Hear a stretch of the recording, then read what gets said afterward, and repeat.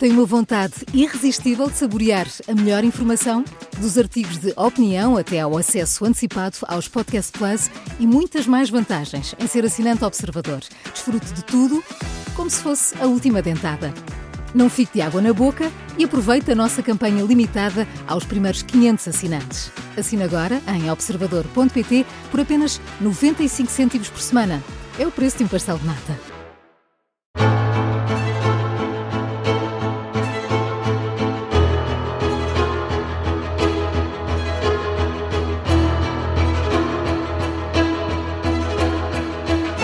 Está na altura de viajar aqui na Rádio Observador e vamos andar pelos 5 continentes. Mais um episódio do programa em que analisamos a geopolítica internacional. Eu sou João Costa e Silva, comigo o José Rafael Lopes. E Zé, hoje temos um episódio especial de 5 continentes, mais um. Contamos sempre com a ajuda detalhada do historiador Bruno Cardoso Reis e hoje junta-se a nós também Andrés Malamud, investigador e especialista em política internacional, com foco na América do Sul. Sejam os dois muito bem-vindos. Espero que estejam bem. Olá Bruno, olá Andrés. Obrigado. Olá, é um prazer. E bem-vindo Andrés, obrigado por aceitares o convite. Obrigado, Bruno.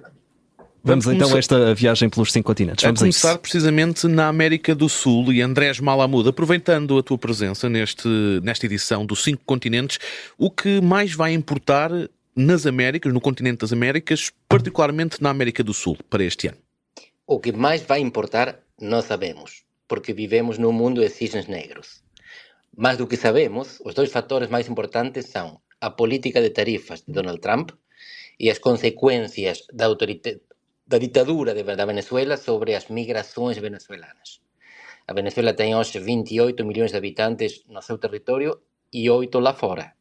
E isto cria muita instabilidade nos países vizinhos da América Latina e que tem consequências nas políticas dos Estados Unidos também. Sobre as tarifas de Trump, só podemos supor o que ele vai fazer, mas afetará diretamente o México, que é o segundo maior estado da América Latina, se ele decidir ir em frente com estas ameaças que tem prometido durante a campanha. Estas são as 2 coisas que podemos prever que podem acontecer: tarifas dos Estados Unidos, migrações da Venezuela. O resto, como sempre, será uma surpresa. Muito bem. E Bruno Cardoso Reis, pergunto também a ti se partilhas de algumas destas tendências que falou aqui o Andrés Malamud e que outras tendências também se podem verificar. Sim, estou muito de acordo, claro, o Andrés é o grande especialista da região, mas acho que é um tema também interessante, será ver aqui a evolução da relação com a China e também com a própria União Europeia, até por causa deste desafio, digamos, colocado por Donald Trump, por exemplo, nas relações comerciais. Mas, por exemplo, no caso da China temos esta questão, que é a China tem sido um grande motor do crescimento económico destes países, muito à custa de exportações, por exemplo, de matérias-primas para alimentar a indústria chinesa. Ora, a China está com um crescimento que para a China é muito baixo. Provavelmente, há muitos economistas, inclusive chineses, que dizem que provavelmente chegou-se a um pico naquilo que tem sido estas décadas de um crescimento económico de facto incrível na China. E, portanto, isso terá aqui implicações, pode complicar ainda mais as coisas do lado dos Estados, de vários Estados da América Latina. Uma última questão também que me parece bastante relevante é a questão do crime organizado e do impacto que isso tem na política.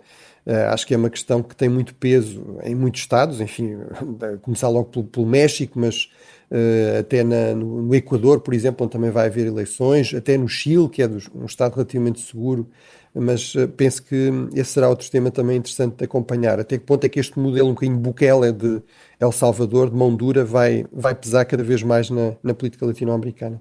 São tendências que vamos ter certamente em conta ao longo deste ano. E agora, para particularizar, Andrés Malamud, vamos olhar para o acordo Mercosul. As negociações estão feitas, foram longas, mas ao que tudo indica, apesar de terem chegado de bom porto, falta a assinatura do lado europeu. Será desta que o acordo avança mesmo? Eu sou cético, sempre fui. E sendo cético, por 2 vezes já vi o acordo fechado. 2024, 2019. Isso já foi celebrado previamente. Estava também lá Macron, porque o resto mudou. O resto do plantel da União Europeia, os governantes europeus, os governantes do Mercosul, mudaram. Macron continua lá. E ele foi parte do acordo em 2019 e é contra o acordo em 2024. E era o mesmo tipo de acordo. Que tipo de acordo é? De princípio. não há nada assinado. O tratado não existe. Se vocês me perguntarem qual é o capítulo 5, o capítulo 17 do tratado, eu não posso responder, porque não está escrito. São acordos feitos na parte comercial que agora devem ser polidos, têm que ser revisados juridicamente, traduzidos para as outras 23 línguas oficiais da União Europeia e depois têm que decidir qual é a natureza. Isto está no material que a própria União Europeia tem colocado no seu portal, no seu website. Ainda não sabemos a forma que vai tomar este tratado. Se vai responder ao mandato negociador de ser um tratado misto, ou seja, é aprovado em Bruxelas e depois vai às capitais europeias, ou é um tratado dividido. Fazem um split e mandam a parte comercial a Bruxelas e o resto a morrer nos parlamentos nacionais. Mas se isto é assim, tem que passar na mesma pelo Conselho Europeu. E no Conselho Europeu, se há um número mínimo de países, 4, que juntam mais de 35% da população, acabam com isso, não passa. E aqui a chave é a Itália. A França já disse que se opõe, a Polônia também, a Áustria, a Irlanda e vários outros países menores. É a Itália que define. Se a Itália diz que não, este acordo não será assinado. Mas quero voltar atrás. Por enquanto nem foi escrito. Este é um acordo de princípio. O acordo de princípio tinha sido feito em 2019 e não funcionou. Ainda tem que definir a natureza e para isso há muita negociação pela frente. Porque a Ursula von der Leyen tem que convencer Macron ou Giorgia Meloni de que assinem contra a vontade dos seus próprios eleitorados, contra a defesa dos interesses protecionistas agrícolas. Isto, portanto, para muitos foi uma boa notícia, e foi uma boa notícia do lado do Mercosul, porque mostraram que o esquerdista Lula e o direitista Milei conseguiam acordar em uma política. Do lado europeu, ainda isto pode trazer muito mais problema que soluções. E Bruno Cardoso Reis, sobre este acordo do Mercosul, há cada vez mais pressão, como dizia também aqui o Andrés Malamud, sobretudo da América do Sul, para que este acordo avance realmente. Tivemos até Lula da Silva, lá está, o presidente do Brasil, a falar com António Costa sobre o caso.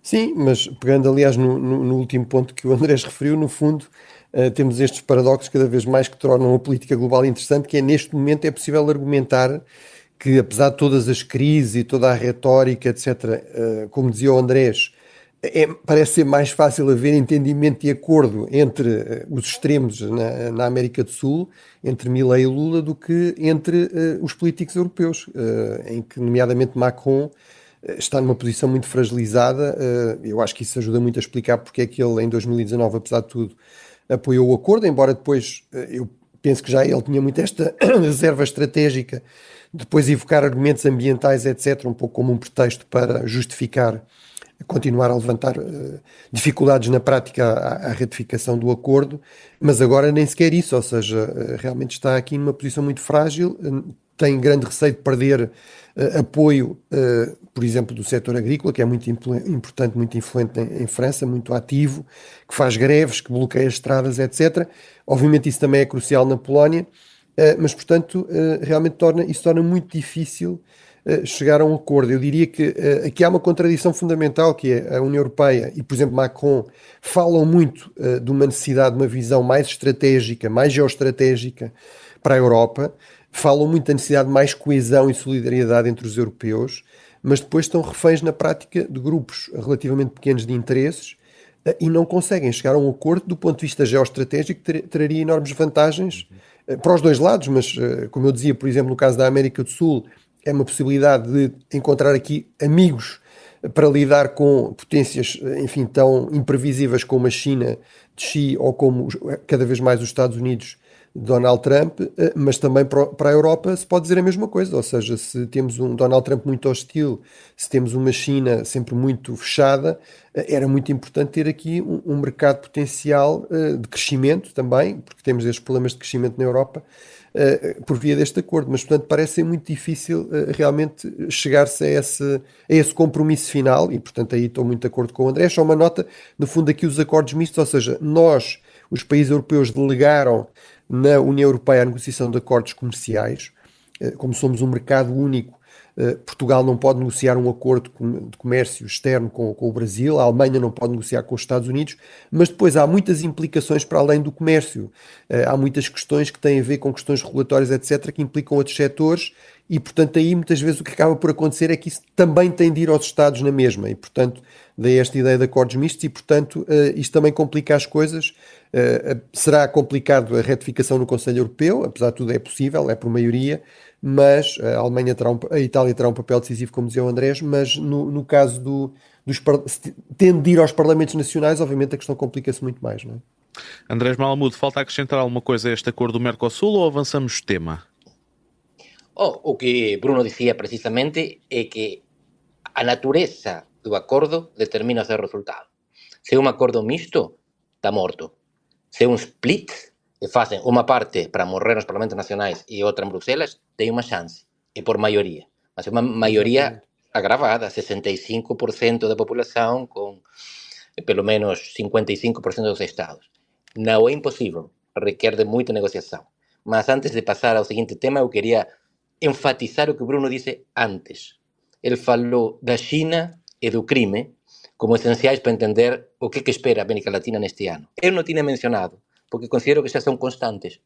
A China e o crime están na América Latina há moito tempo.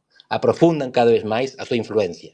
Mas non será unha grande novidade. En todo caso, que haberá é un aumento na magnitude da intervención chinesa e da presenza criminosa na América Latina que cada vez máis condiciona a parte de economía e da política formal.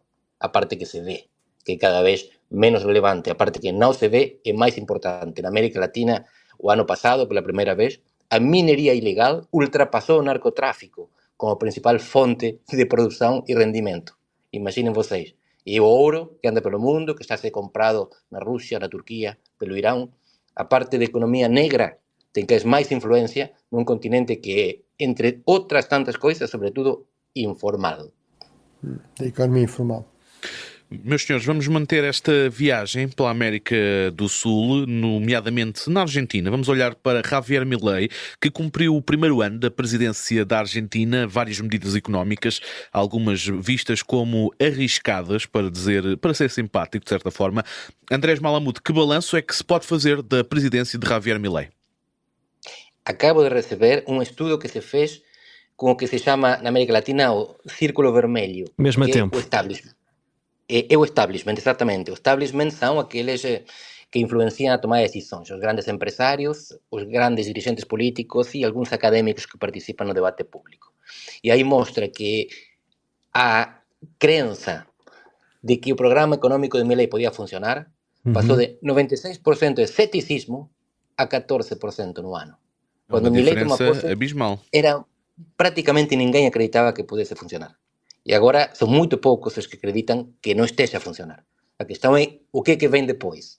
Porque, como o próprio Milei disse na reunião de gabinete de ministros, na qual celebraram o ano de mandato, ele gosta muito do futebol. Ele disse, estamos a ganhar 2-0, mas apenas jogávamos 22 minutos e meio.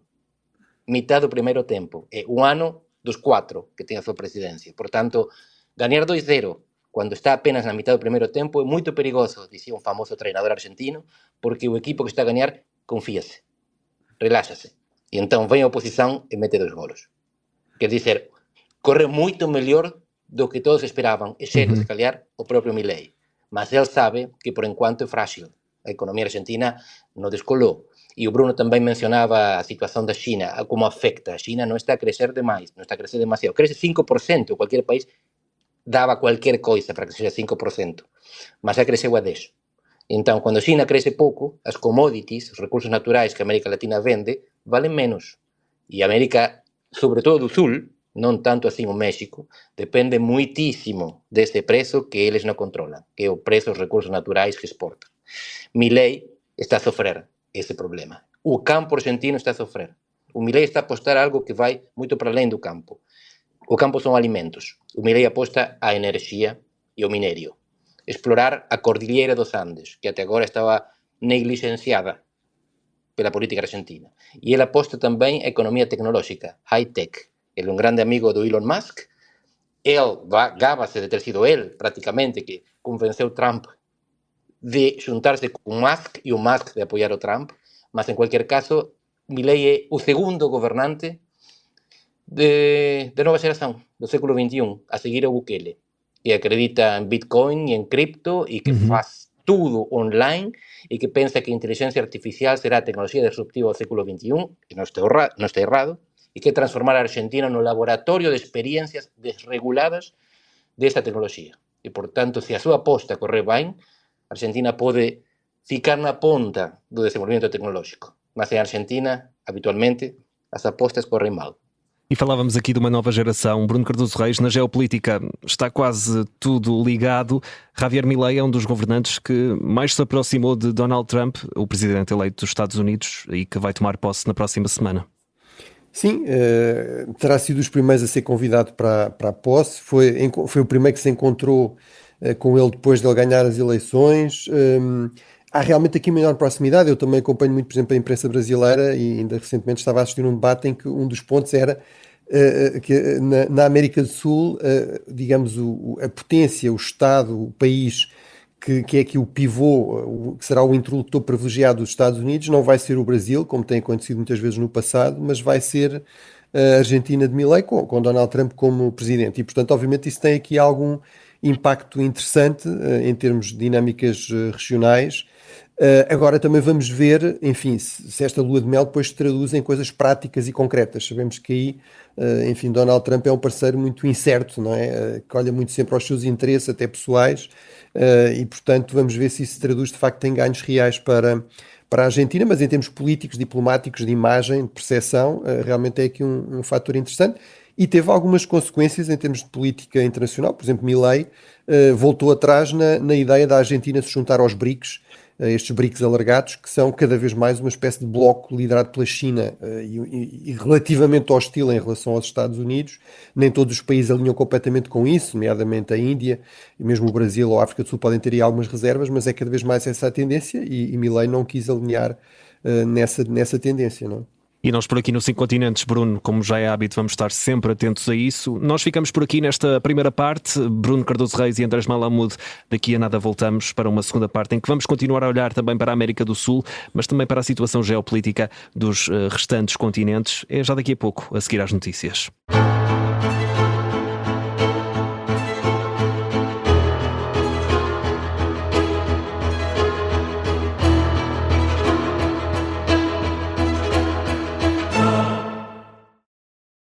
Ou tinha falecido, ou tinha sido preso, ou tinha emigrado voluntariamente no Pará. Esta é a conturbada investigação ao assassino em série que há 30 anos aterrorizou o país e desafiou a PJ. Uma história de pistas falsas, escutas surpreendentes e armadilhas perigosas. Episódio 5. Um roubo na sala de autópsias. A Caça ao Estripador de Lisboa é uma série para ouvir em 6 episódios que faz parte dos Podcast Plus do Observador. É narrada por mim, Inês Castelo Branco, e tem banda sonora original de Mário Lajinha. Os Podcast Plus do Observador têm o apoio da Kia.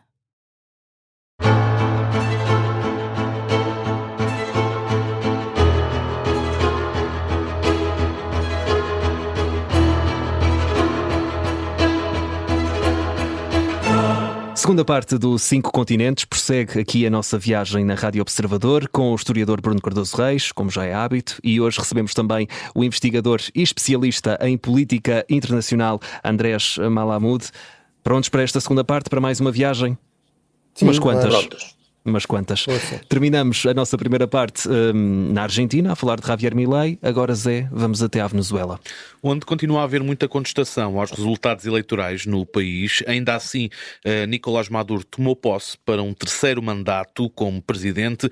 Andrés Malamud, este regime tem condições para durar? Tem. O que não quer dizer que não possa acontecer algum imprevisto. Mas comparemos com a Síria, que foi aquele regime autoritário, despótico e muito duro que parecia estar para durar também e caiu de um dia para o outro. Qual é a grande diferença e por que Maduro tem vantagem sobre Al-Assad? Porque todas as armas na Venezuela estão do mesmo lado. A oposição está desarmada.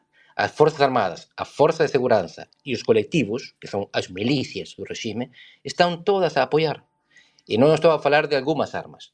A Venezuela tem uma forças armadas que são praticamente metade das brasileiras e o dobro das argentinas. A Venezuela tem 2.000 generais, enquanto os Estados Unidos não tem para além dos 700. Por quê? Porque essa estrutura militar é a que administra também o Estado. E administrar o Estado na Venezuela é administrar o delito, porque não apenas um narcoestado, isso seria limitar o escopo das atividades da Venezuela, mas um Estado criminoso em todo o rango de atividades. Tráfico de pessoas, recursos naturais, principalmente o ouro do Orinoco, contrabando, obviamente corrupção. Não há nada legal na Venezuela, ou aliás, tudo é legal, porque o governo autoriza. O governo é o principal criminoso. O que podemos esperar então? Que se mantenha o mecanismo que tem utilizado muito habilmente como Cuba para evitar o sucesso do protesto, que é a migração. Já tem 8 milhões de venezuelanos que estão fora e o paradoxo do fracasso demográfico é o sucesso econômico. A Venezuela não produz praticamente nada e, no entanto, vive principalmente das remessas e do delito, das remessas que enviam às suas famílias, aqueles que saíram.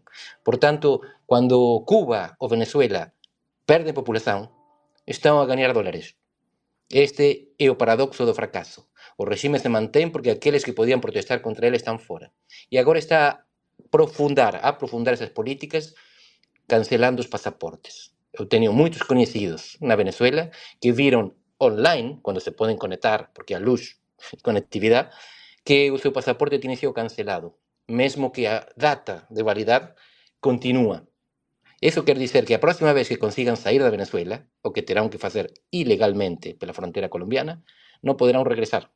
O regime está a ajustar cada vez mais, por vezes com repressão direta, fuzil, pau, dungeons, calabouços, masmorras, e por vezes através deste tipo de repressão indireta, que é mandando as pessoas para fora.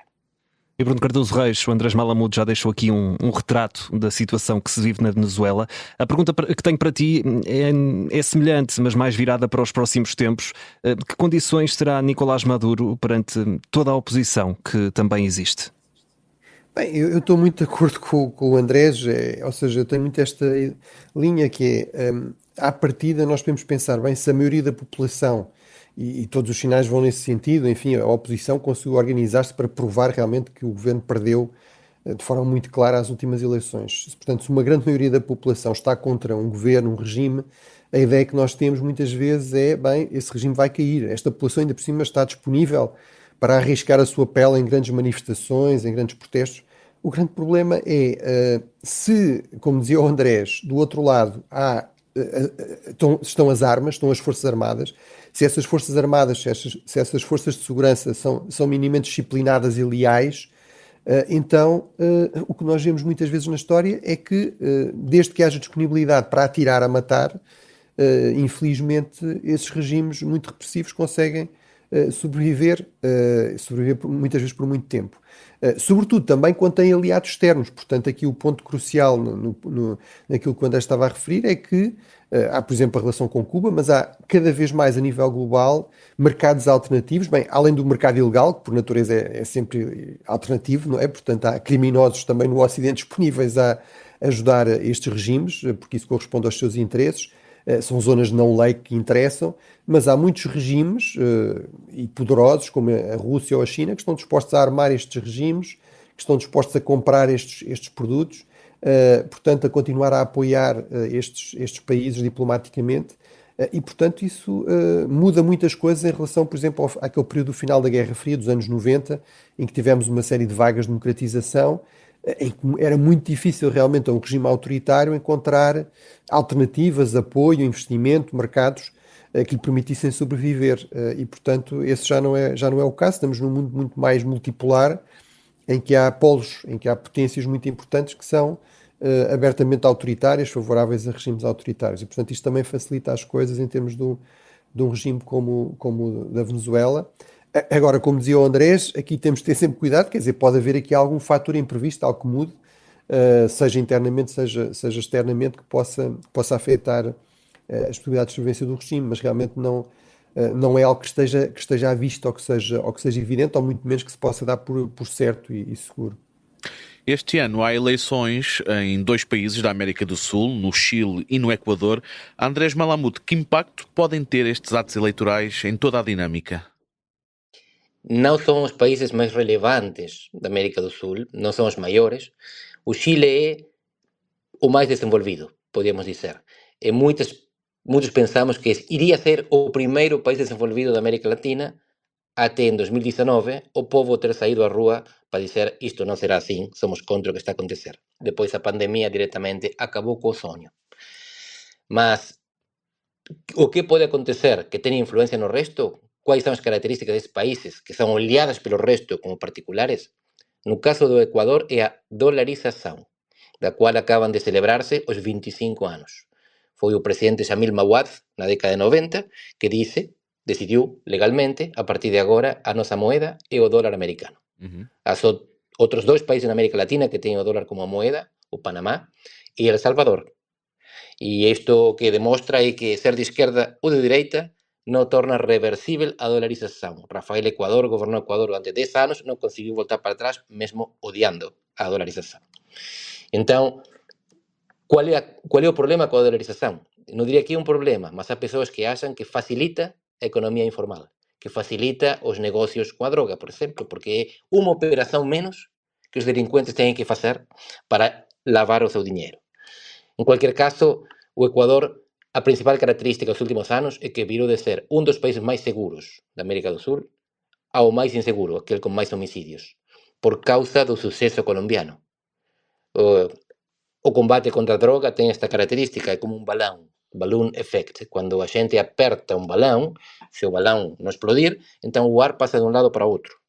Quando um governo aperta com sucesso os narcotraficantes não mudam de atividade, mudam de domicílio, mudam de morada. Então passaram da Colômbia para o Equador e continuam a fazer os seus negócios e a matar no outro país. No caso chileno, o mais interessante para ver é se há alguma influência da experiência do Milei na Argentina. Os chilenos sempre olham para a Argentina com, ao mesmo tempo, admiração e desprezo. Admiração porque é um país relativamente bem sucedido, aspectos culturais, tecnológicos, científicos e futbolísticos, e desprezo porque é muito desarrumado. A Argentina é sempre um caos, uma confusão, uma turbulência, ao pé do Chile prussiano, muito mais organizado.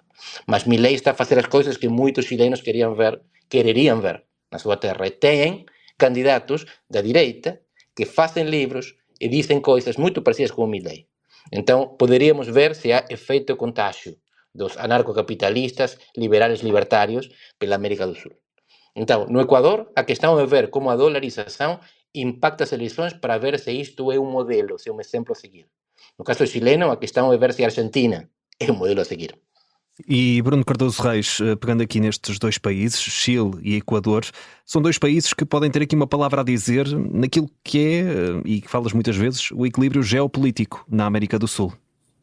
Sim, não tenho muito a acrescentar ao que disse o Andrés, que é extremamente relevante e interessante, mas, portanto, no fundo não são realmente os gigantes, enfim, nem da América Latina, nem da América do Sul, não é? Não estamos a falar de países como o Brasil ou a Argentina ou mesmo a Colômbia, mas são países que têm merecido muita atenção. O Equador realmente por este paradoxo de ser tornado dos países mais seguros para os mais violentos, portanto é um pouco um caso de estudo nesta questão do peso da criminalidade organizada e quais são as melhores respostas para isso, e no caso do Chile realmente é claramente o país que é apontado como um exemplo de desenvolvimento, etc., mas passou por agora uma crise muito séria, contestação muito acentuada, uma grande viragem à esquerda, mas agora eventualmente uma tendência para uma grande viragem à direita, e portanto desse ponto de vista será depois interessante perceber se isso tem algumas implicações em termos de política externa, de política internacional, até de opções económicas, mas aí também, como dizia o Andrés, muitas vezes o que prevalece é muito o pragmatismo, até por uma questão de necessidade, não é? São países que não se podem dar ao luxo de deixar de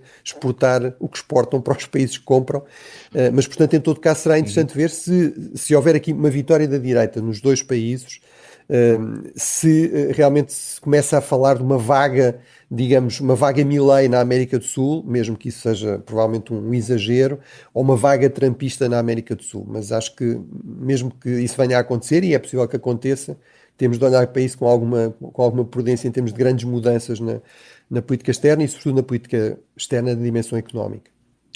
Bruno Cardoso Reis e Andrés Malamud, vamos avançar, vamos viajar até ao Médio Oriente. Esta semana foi anunciado um acordo de cessar-fogo entre o Hamas e Israel, vai colocar um ponto final, ao que tudo indica, num conflito de 15 meses, implica também o regresso de reféns e a entrada de ajuda humanitária no enclave. Bruno Cardoso Reis, vou começar por ti. O que podemos esperar dos próximos tempos na faixa de Gaza e também no Médio Oriente? Bem, acho que temos de ser muito prudentes, ou seja, este programa foi gravado com alguma antecedência por causa da diferença horária em relação aos Estados Unidos, mas, portanto, não sabemos se o acordo realmente vai ser fechado ou não vai ser fechado. Eu diria, é talvez o momento em que isso é mais provável há muitos meses, mas há muitos meses que andamos a falar de um acordo que está iminente. Voltaram a surgir tensões no interior do governo israelita, aqueles partidos mais à direita, de extrema-direita, muito hostis a qualquer acordo com os palestinianos, voltaram a ameaçar fazer cair o governo. Enfim, há acusações cruzadas sobre quem é que está a tentar extrair concessões de um lado ou do outro, mas tudo isto o que mostra é realmente uma extrema desconfiança, uma enorme dificuldade em chegar a qualquer tipo de compromisso, mesmo com uma grande pressão externa. Portanto, eu acho que temos de ter muito cuidado, ou seja, esperar que o acordo seja fechado realmente, esperar que seja assinado e, sobretudo, esperar pela sua implementação. Eu diria, mesmo que comece a ser implementada esta primeira fase, as fases mais difíceis vêm a seguir, seja neste acordo, seja em termos de a ideia de que seria possível aqui algum tipo de negociação política, de compromisso mais amplo, que levasse a uma verdadeira paz entre palestinianos e israelitas e até a uma pacificação da região. Isso parece-me uma perspectiva ainda muito mais difícil e distante. E Andrés Malamud, o José falava aqui há pouco que este cessar-fogo vai colocar ponto final num conflito de 15 meses. Que tipo de acordo é este? Tens mais alguma coisa a acrescentar a esta questão do Médio Oriente? O Bruno foi claríssimo. Primeiro vamos ver se assinam. Agora as últimas notícias são: Israel finalmente aceita os arranjos do Hamas e assinaria sexta-feira para começar a implementar domingo. Essa é a segunda parte, a implementação. Mas a mais interessante, Bruno mencionou também, as fases que vêm depois. Este acordo não é ponto final, é a primeira fase de 3. E a terceira fase é o end state, o estado final, que é a paz definitiva entre, não sabemos quê, entre 2 estados, entre um estado e uma colônia, entre um estado e 2 colônias, entre um estado e as Nações Unidas encarregues da paz desse território que não é reconhecido como estado. Ninguém sabe. Porque nesta primeira fase falamos apenas de deixar de disparar e trocar reféns por prisioneiros. Mas nada. Entretanto, os israelitas continuam convictos de que isto é uma questão de antissemitismo e que os que estão em frente querem acabar com eles, e os outros estão convictos de que os judeus, os israelitas, querem acabar com o sonho palestiniano. Nunca permitir a criação de um Estado onde eles possam viver autonomamente. Quer dizer que, por enquanto, os 2 combatentes, de um lado e de outro, pensam que o outro quer acabar consigo. Falta muito para além dos reféns para saber o que vai acontecer, mas por enquanto isto não é o início da paz. Este é o início de um início para começar a falar da possibilidade de algum dia, se calhar, sentarmos à mesa a falar da paz. E vai ser um processo certamente muito longo. Vamos atravessar continentes, vamos para a América do Norte. Donald Trump está prestes a passar de presidente eleito para presidente, já com algumas declarações polémicas que envolvem o México e também o Canadá. Andrés Malamud, este é um triângulo complicado que promete dar muito que falar? Promete. Não sabemos se vai cumprir, porque Donald Trump muitas vezes o que faz é o que se chama a psicologia do comportamento, o anchoring. Com qualquer negociação para uma venda no mercado, do que se trata é de colocar o preço mais alto para depois aceitar um preço menor. E o que o Trump está a fazer todo o tempo é colocar isso, preços altíssimos, e depois negocia. Em The Art of the Deal, que é o seu grande livro, ele explica como isto funciona, mas já foi explicado pelo Daniel Kahneman, psicólogo israelita, Prêmio Nobel de Economia em 2002. E isto funciona dessa maneira. Ele joga com psicologia daquele que está em frente. Nós não sabemos se ele quer que o Canadá vire o 51 Estado dos Estados Unidos, mas dizê-lo gera condições que lhe permitem depois negociar melhor com o Canadá. O México, nem falar. Mas, surpreendentemente, isto não é muito sabido. Muitos dos funcionários que vão fazer parte do governo de Trump gostam muito do México. Foram embaixadores no México. Quando fazem tweets, falam contra a imigração, mas deixam fora o México. E isto, em parte, tem uma razão estrutural. O equilíbrio migratório entre Estados Unidos e México está estabilizado. Os que emigram para os Estados Unidos são centro-americanos que atravessam o México. Não são os mexicanos. Portanto, o México é um instrumento para deter estas caravanas. E está a colaborar com os Estados Unidos. O México e os Estados Unidos colaboram muito mais do que se diz. Mesmo sendo nos Estados Unidos um governo de direita e no México de esquerda. Com o Canadá, o problema que tem é o mesmo que tem a Europa. Os novos canadianos. Aqueles que chegaram ao Canadá da Ásia, da África, porque não conseguiram entrar nos Estados Unidos.